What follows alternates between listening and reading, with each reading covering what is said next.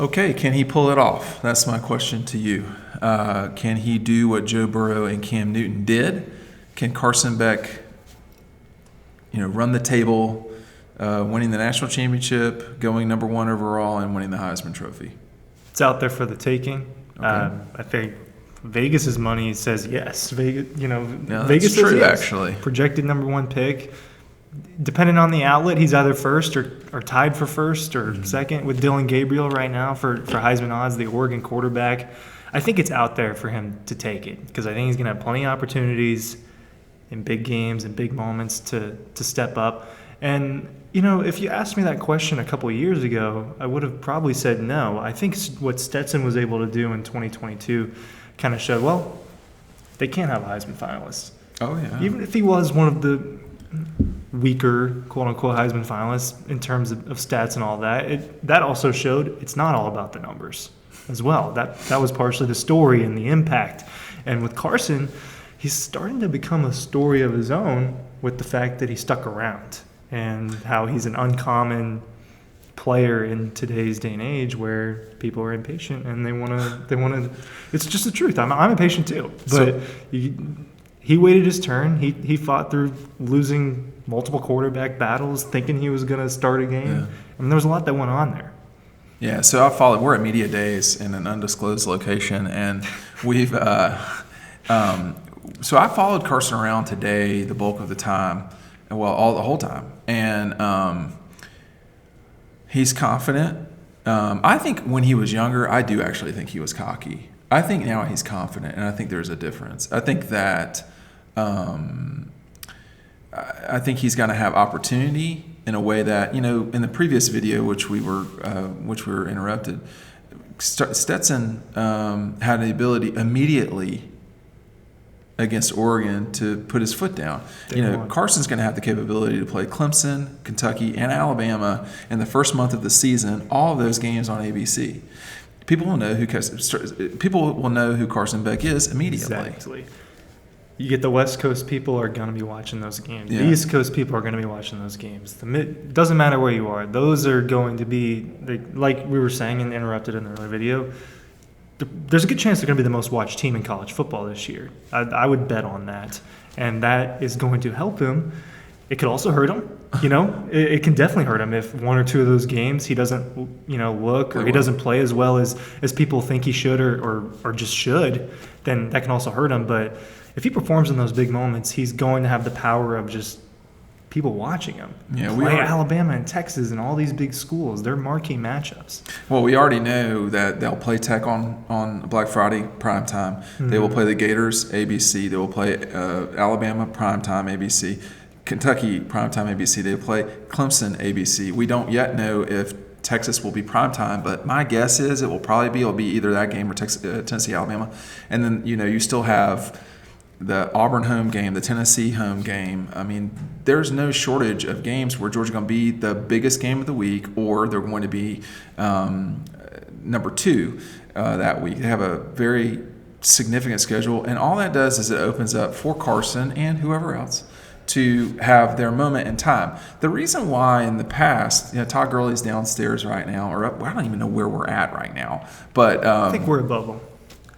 I think we're above them right now. No, they're on 3 and we're on 2. I can't remember. We're not on the same level anymore. You weren't supposed to tell them. I don't know which level we're on, to be honest. But, Todd had – I remember taking an image of Todd after the Vanderbilt game in the press conference at the old – there's an old locker room at Georgia, and it's gone now because I think it's the visitor locker room. And I remember saying to myself after that game particularly, I'm like, I think I just took an image of this guy. It was important to me to take a picture of him in the locker room after the Vanderbilt game because he had thrown the longest pass of the season that day. He was racking up yards like crazy. He had already gone for 300 yards against Clemson with 4 touchdowns. He was the best player in college football. What I did not know was that his season would have got sidetracked with NIL. Yeah, and then an injury. Which was very difficult for Todd to deal with. But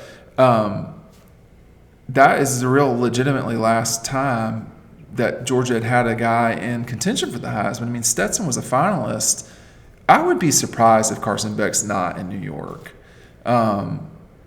But as Kirby was saying at Media Days, we don't know what the future holds. No clue. Assume nothing, right? Right. And you can't assume that Carson's going to get there, but Or be healthy. Yeah. Your question at the beginning, can he pull off kind of the trifecta? Heisman, national championship, first overall pick. It doesn't happen a lot, right? Is it just Cam Newton and Joe Burrow in recent I'm years? just going off memory. Stetson didn't win. There's been guys that got 2 out of the 3, but A lot of times quarterbacks are not number 1 overall. it depends on the year. It depends, Sure. I think that we live in a world where there's 2 Georgia players this year that are in contention could for the go number number 1 one, pick. yeah. Michael Williams also has a lot to play for this sure. year. Has a For ton to play for because that just his position is so valuable, and he's going to end up being, maybe a higher pick than his numbers suggest. Right. Same thing with Trayvon Walker. He could have a meteoric rise like that, but for Carson. You It's look around there. the country, and I did some research on this recently with the projected winners of the Heisman and then who actually wins it. And a lot of times it's really not someone that you were thinking Sure. about. And so there's a player that maybe we're not thinking about right now that has an amazing year at some other school, but he is just going to have more opportunity than everybody else. No one's going to play in as many big games. He's on the best team. He's got the Ewers. best offensive line in the Quinn Ewers, yeah. Is he? Well, I don't. Michigan, Oklahoma, Georgia? I don't know. The Michigan game for him is a big opportunity. The Georgia game is a big opportunity. Texas does not play the schedule that Oklahoma does or Georgia does coming into this thing. I did want to say this before I forget. ESPN reported the other day, and with their data they would know, that this is the most wide open race for the Heisman in terms of betting as we've had. Okay, in some time. I can't recall how long it was. I don't know if they said on record, but when you entered into like say 97 with 97 with Peyton Manning. Peyton Manning was it was a clear favorite. Usually you have clear favorites. This past season, the SC quarterback come in. He was the clear favorite. I cannot recall going into 22 when he actually won it, who the clear favorite was, but what instead it was Bryce and CJ. Okay, so there you go. Yeah. CJ Stroud was there, but And Bryce won it. and Bryce, no, In in 22. 22. In 22, yeah. But it was Bryce because he would have been the reigning winner. But Bryce and CJ Wait, but Bryce wasn't even in the. because he got hurt and he didn't play the whole season. He missed a couple games. Okay, That's what happened. Everything's blurring together for me. That's what happens. I know. But the thing about it is that,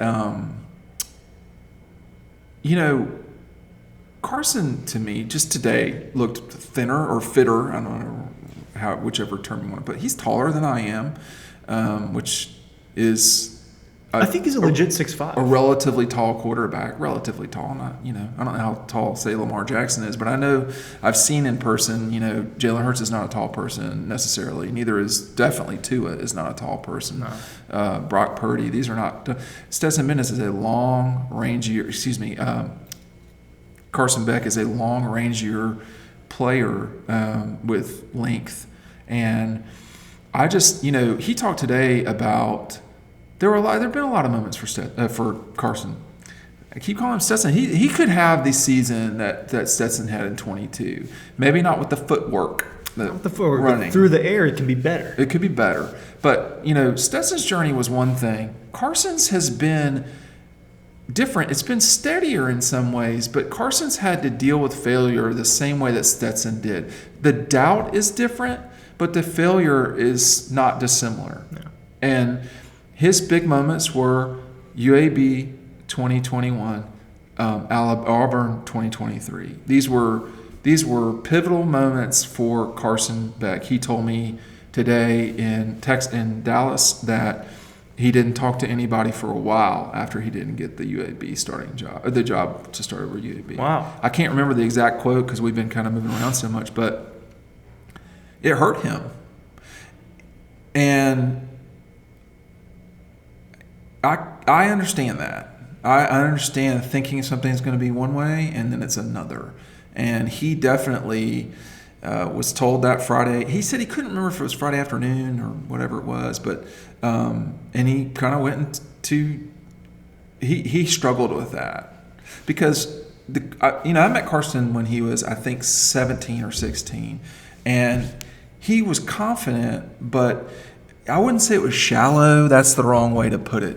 He was confident, but what you have to have in college is different than that. You can't be like, oh, well, I'm great. There's got to be some meat on the bones. And he developed the meat on the bones in that time that was so difficult for him. Yeah, I think that he doesn't show a lot of emotion to he does the not world. on the field. And it's not common. The emotions exist, right? Like those things happen. He might seem like this cool guy that, I don't know, he seems laid back, right? He is laid back. But he's had to deal with a lot. I mean, he has. That whole week, that UAB week, that was a big week because no one was talking about Stetson Bennett that week. No one. I mean, the assumption was that he was going to be the guy, and at this point, that's 3 years ago. He's what, 20? Like 19 when that happened? He was probably 19. He said he was 19. He was probably 19 when that happened. Yeah. You are very different. As someone who has been going through this, you are a very different person at 19 and 22 or 21 or 23. Like there's a big gap, and I think he's grown up. I think he has grown up, and I think that I don't know Carson Beck. I mean, he's not my friend. I've met him when he was younger, so that's why I can compare, his journey. And I didn't meet Stetson when he was 16 or whatever, but you do see guys like 10 years ago. He thought Stetson one time thought post game I was making fun of him about a game that he went to, and I said, no, dude, like you were at that game, right? And he said, yes, I was at that game. And he said, I thought you were making fun of me. And I was like, no, I can't remember which game it was that we were talking about, but he was like, oh, I thought you were making fun of me. I was like, no, dude. But with Carson. Carson's gone through, if you were to go to Mandarin High School, which no one else talked about since, and seen Mandarin, there's not a lot there. They have never really won at football, and they won a state championship with him as the quarterback. When he was a junior, correct? When he was a junior. And then I think, Georgia was wanting to make sure he was the guy as a senior, okay? And he was. And then, 2020 was as miserable a year as I can recall in terms of covering Georgia. It was bad. And he was there for all of that. 21, he thought he was going to be the guy. 22, he's coming and playing a fair amount, but as mop-up. 23, it's his show, and they don't win the national championship. The real growth was from when he got to Georgia to probably the end of the 21 season, because 22 he knew that he would not be the starter. And I will say Brooks Austin put it the way Brooks has been asking the question is he was doing it in the dark. I don't know that was the necessarily phrase that I would use, but it was out of sight for sure. I don't know if I know what you're talking about. So Carson Beck, Brooks's question is, how were you developing sort of in the dark? Like no one's watching him play. Yeah. But the problem was it was very much not, and I'm not taking a shot at Brooks. It was not in the dark at all when you got Jordan and Kobe and all of them flying around at you the whole time. And that was what he was having to deal with. I mean, JT was hurt, and Carson had to grow up. And he did grow up, and he's not done growing either. And this season will come down to, at some stage, Carson will have to be the adult in the room or the adult on the field and lead. And everybody talks about leading I don't want to looking at you so much. Everybody talks all the time about leading and all this stuff, and people, he's a great leader. You got to do it sometimes. It ain't about talking. It's about, for people like me, you got to get up at 5:45 in the morning, get the kids to school and all that stuff. It's not fun, and it's just what it is. It sounds bad, but you get through it. And people say, well, why aren't you trying to, well, sometimes life is about getting through particular moments. He had to get through the disappointment and perhaps depression of not starting against UAB and still going back to practice the Monday after that before the South Carolina game, knowing that Stetson Bennett had firmly passed him. That could have been his two teams. He could have been in the NFL by now. Yeah, no, that's hard. It's closer than people think. Yeah. And we talk about his growth and all that. Just in the past year, the way he talks is different. It is The way different. he stands is different. Yeah. I mean, he was nervous a year ago in the spring, sure. so a little bit more than a year ago when he's still technically competing for a job with Brock Vandegrift at that point to be the starter in 2023. His whole demeanor has changed since then, and now he's gone through it on the field too. Correct. And he's gone through the BS of missing out on what you wanted to do, right? I mean, that's and the Alabama game, he's got to deal with that. Failure is inevitable in life. It just is. That's the hard part about being young is I think a lot of it is you don't think you can die and you don't know how to deal with failure and or getting something you don't want. Carson has dealt frankly with both of those things. He wanted, his teammates and a person close to the program for sure passed away. He referenced that today. He had a friend of his also when he was younger that died, and he's had to earn his position now. He's had to go out and fight to get it, and it's not been easy for him. It wasn't easy for Stetson. It probably wasn't easy for JT. If you want to be successful at this level of football, it is not going to be easy. It just won't be. And we're not at the logical conclusion because we haven't seen where this season will go. But his story is not like crazily exceptional like Stetson Bennett's. No. I mean, that's a one-of-kind story. It's a completely bizarre thing. His is much more traditional, but the scar tissue is definitely there. And I think he's standing on that. He's got meat on the bones now. It's deeper than what people think. I think that's a good way to put it. There's been a lot going on behind the scenes the last few years. We see it, all right, because it's our job to know about what's going on. But it's more than just this guy stuck around. This guy waited his turn. That's exactly right. And that's what it's being framed as. And it's true. It is true. But there's nuance to it. There's a lot of more nuance. And we're going to have a long story about Carson coming up on the website. Make sure you're signing up for our newsletter down below. Thanks for watching.